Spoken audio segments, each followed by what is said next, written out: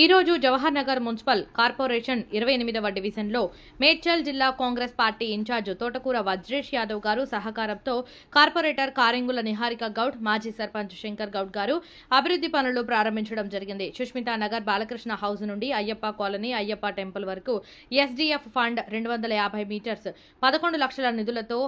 Under ground drainage Lakshminarasimhaswamy colony కమాన్ నుండి Lakshminarayana house to Srisailam house వరకు underground SDF fund 250 meters 11 లక్షల నిధులతో పనులు ప్రారంభించారు. ఈ కార్యక్రమంలో స్థానిక కార్పొరేటర్ నిహారిక గౌడ్, మాజీ సర్పంచ్ శంకర్ గౌడ్ గారు, బూడిద వెంకటేష్, కోట్ల చెన్నారెడ్డి, బాషపల్లి రమేష్ చారి, మహేందర్ యాదవ్, లక్ష్మీనరసింహస్వామి కాలనీ అధ్యక్షులు కేకే చారి, అనిల్ ముదిరాజ్, ఎన్ అశోక్, దివాకర్, కిషోర్, లక్ష్మీనారాయణ, శ్రీశైలం, వెంకన్న, ఎన్ రవిక్రాంత్,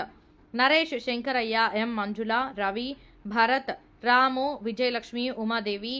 నాగేందర్, లక్ష్మి, రాములమ్మ తదితరులు పాల్గొన్నారు.